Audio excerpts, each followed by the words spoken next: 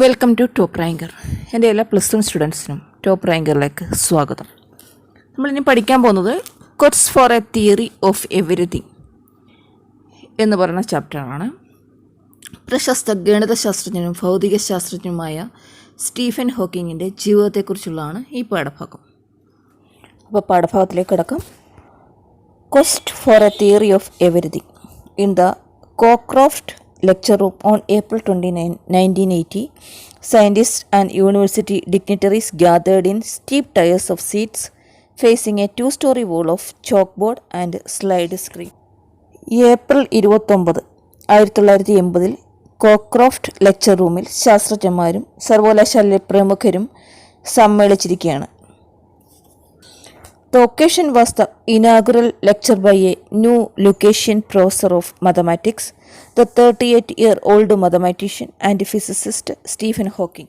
അപ്പോൾ അവിടെ നടക്കാനിരിക്കുന്നത് ഗണിതശാസ്ത്രജ്ഞനും ഭൗതിക ശാസ്ത്രജ്ഞനുമായ സ്റ്റീഫൻ ഹോക്കിങ്ങിൻ്റെ പ്രഭാഷണമാണ്. അപ്പോൾ 1980 ഏപ്രിൽ 29 കോക്രോഫ്റ്റ് ലെക്ചർ റൂമിൽ ശാസ്ത്രജ്ഞന്മാരും സർവകലാശാലയിലെ പ്രമുഖരും സമ്മേളിച്ചിരിക്കുകയാണ്. അപ്പോൾ അവിടെ നടക്കാൻ പോകുന്നത് ഗണിതശാസ്ത്രജ്ഞനും ഭൗതിക ശാസ്ത്രജ്ഞനുമായ സ്റ്റീഫൻ ഹോക്കിങ്ങിൻ്റെ പ്രഭാഷണമാണ്. The title of the lecture was a question is the end in sight for theoretical physics. പ്രസംഗ വിഷയം ഒരു ചോദ്യമാണ്. തിയററ്റിക്കൽ ഫിസിക്സിൻ്റെ അന്ത്യം ദൃഷ്ടിപഥത്തിലാണോ എന്നുള്ളതാണ് question. Hawking startled his listeners by announcing that he thought it was. Startled എന്ന് പറഞ്ഞാൽ ഞെട്ടിക്കുക. അപ്പോൾ ഹോക്കിൻസ് എന്താണ് പറഞ്ഞത്?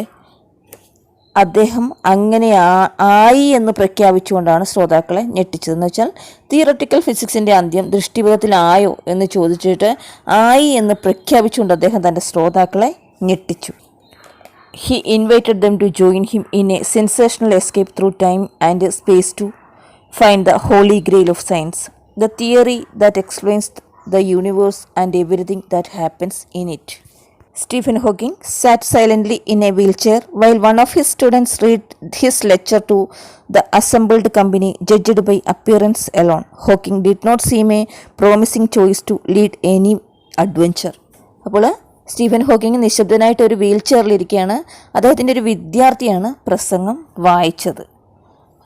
അപ്പം അദ്ദേഹം എന്താ ചെയ്തത്?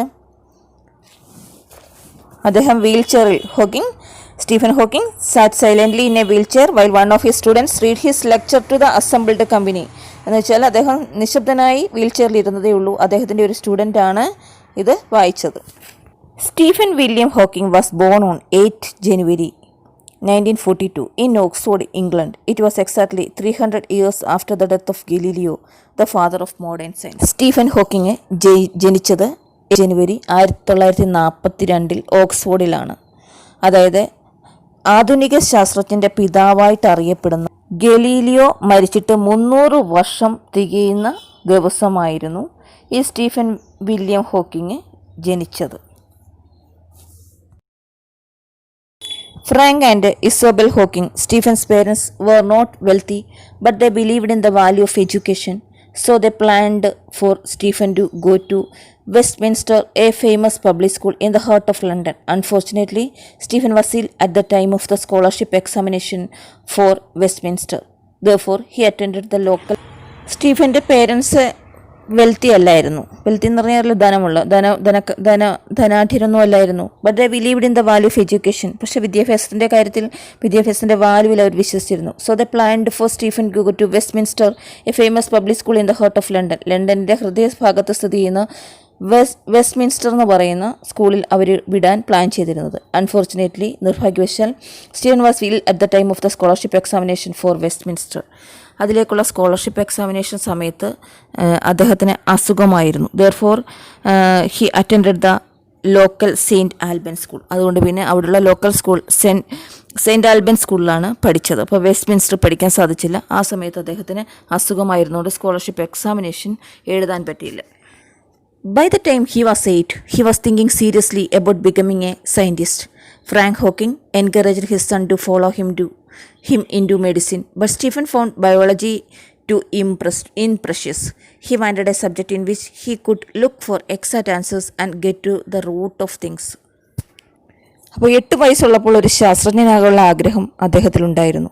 ഇതിന് മെഡിസിൻ പഠിപ്പിക്കാനായിരുന്നു ഇഷ്ടം. പക്ഷേ ബയോളജി എന്ന് പറയുന്നത് കൃത്യതയില്ലാത്തൊരു ശാസ്ത്രശാഖയാണെന്നാണ് അദ്ദേഹം കരുതിയത്. അതിനാൽ കൃത്യതയുള്ളൊരു ശാസ്ത്രശാഖ പഠിക്കണമെന്ന് അദ്ദേഹം ആഗ്രഹിച്ചു. He wanted a subject in which he could look for exact answers and get the root of things. എല്ലാത്തിൻ്റെ വേരുകൾ കണ്ടെത്താൻ അദ്ദേഹം ആഗ്രഹിച്ചു. എന്ന് വെച്ചാൽ അതിൻ്റെ എല്ലാ അടിസ്ഥാന കാരണങ്ങൾ അദ്ദേഹത്തിന് അറിയണമായിരുന്നു. Young Stephen was no prodigy. He was just an ordinary English schoolboy, slow in learning to read, his handwriting the despair of his teachers. He was ranked no more than halfway up in his class, though he now say in his own defense it was a very bright class. Young Stephen എന്ന് പറയുന്നത് ഒരു പ്രതിഭാശാലിയൊന്നും അല്ലായിരുന്നു. He was just an ordinary English school boy. ഒരു ordinary സാധാരണക്കാരനായ കുട്ടിയായിരുന്നു. Slow in learning to read his handwriting the despair of his teachers. Handwriting ഒന്നും നല്ലതല്ലായിരുന്നു. വായനയും കയ്യക്ഷരവും എല്ലാം മോശമായിരുന്നു. He was rank no more than a half a up in his class, though he now say in his own defence it was a very bright class. അപ്പോൾ കയ്യക്ഷരവും വായനയിലും എല്ലാം പിന്നോക്കമാണ്. ഒരു നല്ല ക്ലാസ് എന്ന് മാത്രമേ പറയാൻ കഴിയുള്ളൂ. At 14, Stephen knew that he would pursue mathematics and physics. His father called this impractical, for there were no jobs in mathematics except teaching. Moreover, he wanted his son to attend his own college, and Oxford offered no mathematics. He followed his father's advice and studied chemistry, physics, and only a little mathematics in preparation for the entrance into Oxford. He did well in physics, and the interview was brilliantly accepted. അപ്പം എന്തുവാ Stephen ആഗ്രഹം മാത്മാറ്റിക്സും ഫിസിക്സും പഠിക്കുമായിരുന്നു. പക്ഷേ അച്ഛനത് ഇഷ്ടമല്ലായിരുന്നു. കാരണം അച്ഛന് അന്നത്തെ കാലത്ത് മാത്മാറ്റിക്സിന് അത്ര ജോബൊന്നുമില്ല, teaching profession മാത്രമേ ഉള്ളൂ. മാത്രമല്ല സണ്ണിനെ ഓക്സ്ഫോർഡിൽ വിട്ട് പഠിപ്പിക്കണം, നോ മാത്തമാറ്റിക്സ് ഇല്ലാത്തത് പഠിപ്പിക്കണമെന്നായിരുന്നു. അങ്ങനെ അച്ഛൻ്റെ ആഗ്രഹത്തിന് വഴങ്ങി കെമിസ്ട്രിയും ഫിസിക്സും പിന്നെ ഒരല്പം മാത്മാറ്റിക്സും ഉള്ളത് പഠിച്ചു. അപ്പം എന്നിട്ട് എന്തോ ചെയ്തു, എൻട്രൻസിന് വേണ്ടി പഠിച്ചു ഓക്സ്ഫോർഡിൽ. എന്നിട്ട് he did well in physics ഒക്കെ നന്നായിട്ട് എഴുതി, ഇൻ്റർവ്യൂ ഒക്കെ പാസ്സായി. In 1959, at the age of 17, Hawking went to Oxford to study natural science and to specialize in physics. He joined University College, his father's college, and the oldest at Oxford, founded in 1249 AD. അപ്പോൾ 1959 17 വയസ്സുള്ള സമയത്ത് Hawking Oxford university ചേർന്ന് natural പ്രകൃതിശാസ്ത്രവും പിന്നെ ഫിസിക്സിലും specialise ചെയ്യാൻ തുടങ്ങി. University കോളേജിലാണ് ചേർന്നത്, അച്ഛൻ്റെ കോളേജിൽ തന്നെ. എന്നിട്ട് 1249 AD ഉള്ള സ്കൂളാണത്. നാച്ചുറൽ സയൻസ് എന്ന് പറഞ്ഞാൽ പ്രകൃതിശാസ്ത്രം. Nevertheless, for about a year and a half, Hawking was lonely and bored. He was not inspired to relieve his boredom by exerting himself. At halfway through his second year, he began enjoying Oxford. അപ്പോൾ ആദ്യത്തെ വർഷം അങ്ങനെ അങ്ങ് കടന്നുപോയി. ഭയങ്കര ബോറായിട്ടും വിരസവുമായിട്ടാണ് അദ്ദേഹം, ഒറ്റയ്ക്കായിരുന്നു, ആരുമില്ല കൂട്ട്.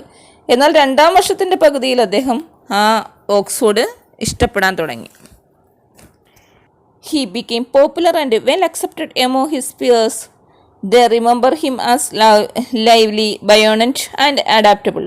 He wore his hair long, was famous for his wit, liked classical music and science fiction, and took part in sports. അപ്പം പിന്നെ പതുക്കെ കൂട്ടുകാർക്കിടയിൽ വളരെ സമ്മതനായി തീർന്നു അദ്ദേഹത്തിന് എല്ലാവർക്കും ഇഷ്ടമായി. എല്ലാവർക്കും ഇടയിൽ പോപ്പുലറും എല്ലാവർക്കും സമ്മതനുമായി അദ്ദേഹത്തിന് എല്ലാ കൂട്ടുകാർക്കെല്ലാം ഭയങ്കര ഇഷ്ടമായി, ഫേമസുമായി. ക്ലാസിക്കൽ മ്യൂസിക്കും സയൻസ് ഫിക്ഷനും ഒക്കെ അദ്ദേഹത്തിന് ഇഷ്ടമായിരുന്നു. അതുപോലെ സ്പോർട്സിലൊക്കെ അദ്ദേഹം പങ്കെടുക്കാൻ തുടങ്ങി. അങ്ങനെ കൂട്ടുകാർക്കിടയിലൊക്കെ വളരെ സമ്മതനായി. However, at the end of third year, Hawking almost floundered. He selected theoretical physics as his specialty. He had then applied to do a PhD at Cambridge and was accepted on condition that he got a first from Oxford. Hawking was confident that he could get through successfully, but as the examination day approached, his confidence failed. Hawking ended up disastrously on the borderline between a first and a second. മൂന്നാം വർഷമായപ്പോഴത്തേക്ക് Hawking ഒരുപാട് പാടുപെട്ടു. He selected theoretical physics as സ്പെഷ്യലായിട്ട് theoretical physics എടുത്തു. Had then applied to do a PhD at Cambridge and was accepted on condition that he got a first from ഓക്സ്ഫോർഡിൽ നിന്ന് first കിട്ടുമെന്നുള്ള ആ ഒരു ഇതിൽ എന്തോ ചെയ്തു, കേംബ്രിഡ്ജിൽ PhDക്ക് ചേർന്നു.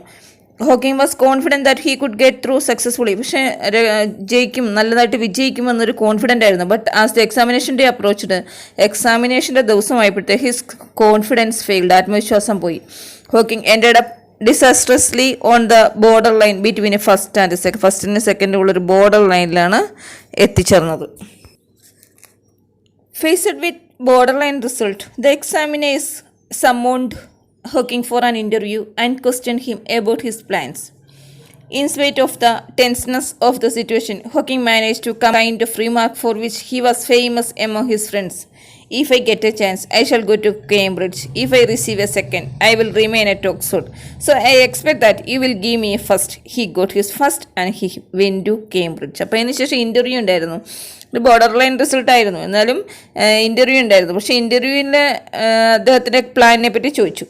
അപ്പോൾ അന്നേരത്തെ ആ ടെൻഷനും കാര്യങ്ങളെല്ലാം കൊണ്ട് ഹോക്കിംഗ് എന്തോ ചെയ്തു, എന്തായാലും ആ സിറ്റുവേഷൻ ഓവർകം ചെയ്യണമെന്ന് വിചാരിച്ചു. അദ്ദേഹം എന്തോ പറഞ്ഞു, എനിക്കൊരു ചാൻസ് തരികയാണെങ്കിൽ, ഫസ്റ്റ് ചാൻസ് തരികയാണെങ്കിൽ ഞാൻ കേംബ്രിഡ്ജിൽ പോകും, സെക്കൻഡ് ആണെങ്കിൽ ഞാൻ ഓക്സ്ഫോർഡിൽ തന്നെ നിൽക്കും. അതുകൊണ്ട് ഞാൻ പ്രതീക്ഷിക്കുന്നത് നിങ്ങൾ എനിക്കൊരു first തരുമെന്നാണ്.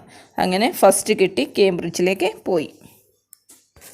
His first year at Cambridge was worse than that at Oxford. ഓക്സ്ഫോർഡിലുള്ളതിനേക്കാളും വളരെ മോശമായിരുന്നു. His slipshod mathematical background caught up with him and he found generally relatively extremely tough and the far more disastrous problems arose then. During his third year at Oxford, Hawking started getting clumsy. He had fallen once or twice for no apparent reason. The following autumn at Cambridge, he had trouble tying his shoes and sometimes he had difficulty talking. കേംബ്രിഡ്ജിലെ first year ഓക്സ്ഫോർഡിലുള്ളതിനേക്കാളും വളരെ മോശമായിരുന്നു. മാത്തമാറ്റിക്സിലുള്ള ആ ഒരു background വളരെ മോശമായതുകൊണ്ട് ഒത്തിരി ടഫായി, ശാരീരികമായി ബുദ്ധിമുട്ടുകൾ അനുഭവിക്കാൻ തുടങ്ങി. തേർഡ് ഇയറിൽ ഹോക്കിൻസിന് 2-3 പ്രാവശ്യം പ്രത്യേകിച്ച് റീസൺ ഇല്ലാതെ അസുഖങ്ങളും കാര്യങ്ങളുമായി, എന്നിട്ട് ഷൂ പോലും കെട്ടാൻ പ്രയാസം അനുഭവപ്പെട്ടു. അതുപോലെ ശരത്കാലമായപ്പോൾ സംസാരിക്കാൻ പോലും ചില സമയത്ത് വളരെ പ്രയാസം അനുഭവപ്പെട്ടു. അപ്പം കേംബ്രിഡ്ജിലെ അവസ്ഥ എന്ന് പറയുന്നത് ഓക്സ്ഫോർഡിലുള്ളതിനേക്കാളും വളരെ മോശമായിരുന്നു. മാത്തമാറ്റിക്സിലുള്ള അടിസ്ഥാനത്തിൻ്റെ കുറവ് കൊണ്ടാണ് അദ്ദേഹത്തിന് ഭയങ്കര ബുദ്ധിമുട്ടുകളും കാര്യങ്ങളും ഒക്കെ ഉണ്ടായത്. വളരെ സീരിയസ് ആയിട്ടുള്ള പല പ്രശ്നങ്ങളും അസുഖങ്ങളും ഒക്കെ അദ്ദേഹത്തെ വേട്ടയാടാൻ തുടങ്ങി. എന്നിട്ട് ഷൂ കെട്ടാൻ പോലും അദ്ദേഹത്തിന് ബുദ്ധിമുട്ടായിരുന്നു, സംസാരിക്കാൻ പോലും പ്രയാസം അനുഭവപ്പെട്ടു. Shortly after his 21st birthday in 1963, Hawking contracted a rare disease, amyotrophic lateral sclerosis, for which there was no known cure. It caused a gradual disintegration of the nerve cells in the spinal cord and the brain. At first, he went into a deep depression. He did not know what he ought to do or what his future would be like. പെട്ടെന്ന് 21ാമത്തെ birthday കഴിഞ്ഞപ്പോൾ 1963 ഹോക്കിങ്ങിന് ഒരു rare disease amyotrophic lateral sclerosis എന്നായിരുന്നു അതിൻ്റെ പേര്. അതിനകത്ത് പ്രത്യേകിച്ച് നോണായിട്ടുള്ള cure medicines യാതൊന്നുമില്ല പ്രത്യേകിച്ച് അതിന് ചികിത്സിക്കാൻ പറ്റിയ കാര്യങ്ങളൊന്നും അറിയില്ല ആർക്കും. It caused a gradual disintegration of the nerves in the spinal cord and ബ്രെയിനിലെയും സ്പൈനൽ കോഡിലെ നേഴ്സിന് ജീർണാവസ്ഥ. At first he went into a deep ഡിപ്രഷനിലേക്ക് പോയി. He did not know what he ought to do, എന്ത് ചെയ്യണമെന്നും ഫ്യൂച്ചറിൽ എന്തെങ്കിലും ആകാൻ പറ്റുമോ ഒന്നും അറിയാത്തൊരവസ്ഥ, തീർത്തും നിരുന്മേഷവാനായി. അതായത് അമിയോട്രോഫിക് ലാറ്ററൽ സ്ക്ലറോസിസ് എന്ന് പറയുന്ന രോഗം എന്ന് പറയുന്നത് തലച്ചോറിലെ സുഷുപ്നയിലെ കോശങ്ങൾക്ക് ജീർണനം സംഭവിക്കുമായിരുന്നു. അദ്ദേഹം തീർത്തും നിരുന്മേഷവാനായി, ഒരു ഉന്മേഷവും ഇല്ലാതെ എന്താണ് ചെയ്യേണ്ടത്, തൻ്റെ ഭാവി എങ്ങനെ ആയിരിക്കും എന്നുള്ള ബോധമൊന്നും അദ്ദേഹത്തിന് ഇല്ലാതായി. My dreams at that time were rather confused. അതായത് സ്വപ്നങ്ങളെപ്പറ്റിയൊന്നും ഒരു തീർച്ചയുമില്ലാതെ ആകെ കൺഫ്യൂസ്ഡ് ആയിട്ടുള്ളൊരവസ്ഥ. Before my condition was diagnosed, I had been very bored with life. There did not seem to be anything worth doing. But shortly after I came out of hospital, I dreamt that I was going to be executed. I suddenly realized that there were a lot of worthwhile things to do if I were reprieved. Another recurring dream was the idea of sacrificing my life to save others. After all, if I were going to die, I might as well do some good. ഇപ്പോൾ ഹോസ്പിറ്റലിൽ നിന്ന് വരുന്ന സമയത്ത് പ്രത്യേകിച്ച് അദ്ദേഹത്തിന് ഒന്നുമില്ല. അതായത് before my condition was ഇത് കണ്ടുപിടിക്കുന്നതിന് മുമ്പ് പ്രത്യേകിച്ച് ഒന്നുമില്ല, ജീവിതം വളരെ ബോറായിരുന്നു. അവിടെ പ്രത്യേകിച്ച് എന്തെങ്കിലും വിലപിടിപ്പുള്ള എന്തെങ്കിലും ചെയ്യണം, നല്ല കാര്യങ്ങൾ ചെയ്യണം എന്നൊന്നും തോന്നിയില്ല. But shortly after I came out of ഹോസ്പിറ്റലിൽ നിന്ന് വന്നു കഴിഞ്ഞപ്പോൾ I was going to be, എനിക്ക് എന്തെങ്കിലും ചെയ്തേ പറ്റുള്ളൂ. I suddenly realise that there were a lot of worthwhile things to, എനിക്ക് നല്ല കാര്യങ്ങൾ പലതും ചെയ്യാനുണ്ട്. എനിക്ക് എന്തെങ്കിലും സംഭവിക്കുവാണെങ്കിൽ ലോകത്തിന് നന്മ ഞാൻ പലതും ചെയ്യേണ്ടതുണ്ട്. എൻ്റെ ആ ഷോർട്ട് ടൈമിൽ ചിലപ്പോൾ ഞാൻ മരിച്ചു പോയേക്കാം. അതിനുള്ളിൽ എനിക്ക് ഒരുപാട് കാര്യങ്ങൾ ചെയ്യണം, അതും നല്ല കാര്യങ്ങൾ ചെയ്യണം, മറ്റുള്ളവരുടെ ലൈഫ് രക്ഷിക്കത്തക്ക രീതിയിലുള്ള കാര്യങ്ങൾ ചെയ്യണം എന്നുള്ള ചിന്ത അദ്ദേഹത്തിൻ്റെ മനസ്സിൽ വന്നു. അതായത് തൻ്റെ ജീവിതം മറ്റുള്ളവരുടെ രക്ഷയ്ക്കായി ബലി കൊടുക്കണം എന്നൊരാശയം അദ്ദേഹത്തിൻ്റെ മനസ്സിൽ ഉണ്ടായി. മരിക്കട്ടെ, എന്നാലും എനിക്കതിനു മുമ്പ് എന്തെങ്കിലും നന്മയൊക്കെ ചെയ്യാമെന്നുള്ളൊരു ചിന്ത. അതായത് ആശുപത്രിയിൽ നിന്ന് വരുന്നതിന് മുമ്പ്, അതായത് ഈ അസുഖം കണ്ടുപിടിക്കുന്നതിന് മുമ്പ് അദ്ദേഹത്തിന് പ്രത്യേകിച്ച് അങ്ങനെ വലിയ നല്ല കാര്യങ്ങൾ ചെയ്യണമെന്നോ അങ്ങനെയുള്ള കാര്യങ്ങളൊന്നുമില്ലായിരുന്നു. വളരെ ബോറായിട്ടുള്ള ലൈഫായിരുന്നു. പക്ഷേ ഈ അസുഖമായെന്ന് കഴിഞ്ഞപ്പോൾ അദ്ദേഹത്തിന് മനസ്സിലായി, ഞാൻ മരിക്കുവാണെങ്കിൽ അതിന് മുമ്പ് എനിക്ക് പലതും ചെയ്യാനുള്ളതെന്നൊരു ബോധം അദ്ദേഹത്തിന് ഉണ്ടായി.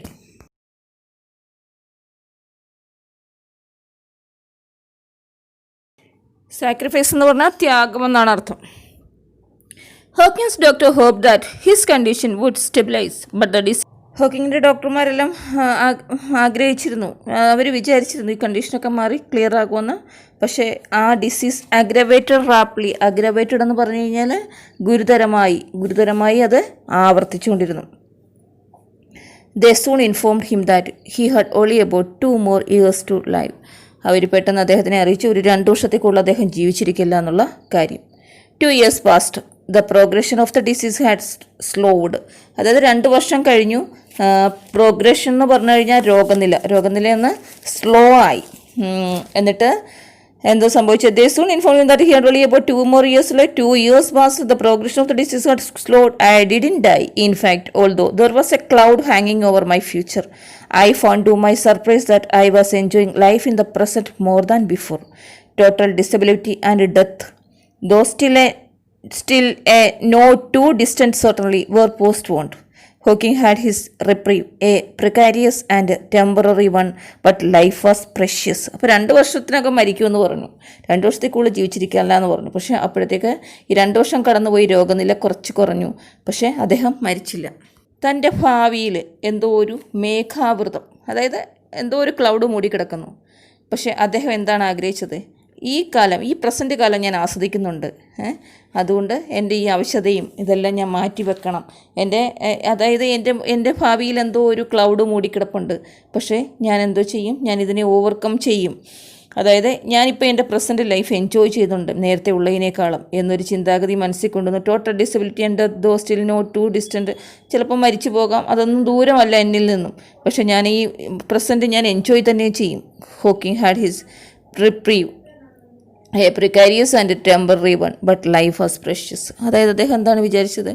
ജീവിതം എന്ന് പറയുന്നത് വളരെ വിലയുള്ളതാണ്, ഞാനത് എൻജോയ് ചെയ്യും എന്ന് വെച്ചാൽ റിപ്രീവ്, റിലീസ്. പ്രിക്കാരിയസ് എന്ന് പറഞ്ഞാൽ അൺസർട്ടൺ, അനിശ്ചിതമായ എന്നാണ് അത്രേൻ്റെ അർത്ഥം. അപ്പോൾ താൽക്കാലികമായെങ്കിലും അദ്ദേഹത്തിൻ്റെ ജീവിതം തിരിച്ചു കിട്ടിയിട്ടുണ്ട്. അപ്പം അത് നന്നായിട്ട് എൻജോയ് ചെയ്ത്, പാസ്റ്റിനേക്കാളും നന്നായിട്ട് എൻജോയ് ചെയ്യണം എന്ന് അദ്ദേഹം തീരുമാനിച്ചു. At a New Year's party at St. Albans, Jeffrey entered the hospital for test. ഹോസ്പിറ്റലിൽ ടെസ്റ്റിന് വേണ്ടി കയറുന്നതിന് മുമ്പ് അദ്ദേഹം ഒരാളെ പരിചയപ്പെട്ടായിരുന്നു. അതാരെയാണ്? ജെയിൻ വേൾഡ് എന്ന സ്ത്രീയാണ് അദ്ദേഹം കണ്ടത്. അവരുടെ ദൃഷ്ടിയിൽ ഹോക്കിംഗ് ബുദ്ധിമാനും തലതിരിഞ്ഞവനും അഹങ്കാരിയുമായിരുന്നു. എങ്കിലും അദ്ദേഹത്തിനെ അവർക്ക് ഇഷ്ടപ്പെട്ടു. അതായത് അതിനകത്ത് പറയുന്നുണ്ട്, Hawking met Jane well. To her, this disheveled graduate student seemed terribly intelligent, eccentric and rather arrogant, but he was interesting and she liked his wit. അതായത് വളരെ ബുദ്ധിമാനാണ്, തല തിരിഞ്ഞവനാണ്, അഹങ്കാരിയാണ്, പക്ഷെ അദ്ദേഹത്തിൻ്റെ രസികത്വം അവർക്ക് ഇഷ്ടപ്പെട്ടായിരുന്നു. ഹോക്കിങ്ങിൻ്റെ എക്സെൻട്രിക് എന്ന് പറഞ്ഞാൽ നോർമൽ അല്ലാത്ത ആൾ, not normal. Eccentric not normal, arrogant അഹങ്കാരി അല്ലെങ്കിൽ proud. When Jane met him again after his discharge from the hospital, he was really in a pathetic state. ആശുപത്രിയിൽ നിന്ന് വന്നതിന് ശേഷം ജെയിൻ ഇദ്ദേഹത്തെ കണ്ടപ്പോൾ വളരെ ശോചനീയമായ അവസ്ഥയായിരുന്നു. I think he has lost his will to live. ജീവിക്കാനുള്ള അദ്ദേഹത്തിൻ്റെ ആഗ്രഹം കൂടി പോയി എന്ന് വിചാരിച്ചു. He was very confused. വളരെ കുഴപ്പത്തിലായിരുന്നു അദ്ദേഹം എന്ന് ഇവർ പറയുന്നുണ്ട്. She was not, however, put off his physical or mental condition. She was rather a shy teenager, serious-minded, with a strong faith in God ingrained from childhood by her mother, and a belief that good can come out of any adversity. അപ്പം ജെയിൻ ഇദ്ദേഹത്തെ കണ്ടപ്പം ഇദ്ദേഹം എല്ലാ ഊർജ്ജവും നഷ്ടപ്പെട്ട് വളരെ ദയനീയ അവസ്ഥയിലായിരുന്നു. എന്നാലും ജെയിന് വിശ്വാസം നഷ്ടപ്പെട്ടില്ല. അതായത് ലജ്ജാലുവായ ഒരു ടീനേജറായിരുന്നു ജെയിന്. എന്നാൽ അവൾ കാര്യഗൗരവമുള്ളവളും ഉറച്ച ഈശ്വരവിശ്വാസിയുമായിരുന്നു. ഏത് പ്രതികൂലാവസ്ഥയിലും നന്മയുടെ പിറവി ഉണ്ടാകുമെന്ന് അവൾ വിശ്വസിച്ചു. പതറ്റിക് എന്ന് പറഞ്ഞാൽ ദയനീയമായ അവസ്ഥ, കൺഫ്യൂസ്ഡ് എന്ന് പറഞ്ഞു കഴിഞ്ഞാൽ ആശയക്കുഴപ്പം എന്നൊക്കെയാണ് അർത്ഥം. പിന്നെ ടീനേജർ അറിയാമല്ലോ, ടീനേജിലുള്ള ആൾ. ഫെയ്ത്ത് വിശ്വാസം, ബിലീഫും അത് വിശ്വാസം തന്നെ. അപ്പം അഡ്വേഴ്സിറ്റി എന്ന് പറഞ്ഞാൽ പ്രതികൂല അവസ്ഥ എന്നൊക്കെയാണ് അർത്ഥം. അപ്പോൾ ഏത് മോശമായ അവസ്ഥയിലും നന്മയുടെ അംശം ഉണ്ടാകും എന്ന് വിശ്വസിച്ചിരുന്ന ആളാണ് ജെയിൻ. പാഠഭാഗം നന്നായി വായിച്ച് മനസ്സിലാക്കുക. ബാക്കി ഭാഗം അടുത്ത പാർട്ടിലിടാം. ഇതെത്രയും മനസ്സിലായെന്ന് വിചാരിക്കുന്നു. എല്ലാം കൂടെ ഒരു വീഡിയോയിൽ ഉൾക്കൊള്ളിക്കാൻ ബുദ്ധിമുട്ടുള്ളത് കൊണ്ടാണ്. നല്ലവണ്ണം പാഠഭാഗം വായിച്ച് മനസ്സിലാക്കുക.